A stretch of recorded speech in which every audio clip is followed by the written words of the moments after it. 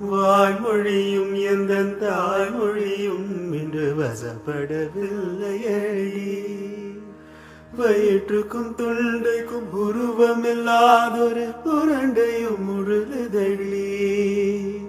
காத்திருந்தால் எதிர்பார்த்திருந்தால் ஒரு நிமிஷமும் வருஷமடி. கண்களெல்லாம் என்னை பார்ப்பது போல் ஒரு கலக்கமும் தோன்றுதடி.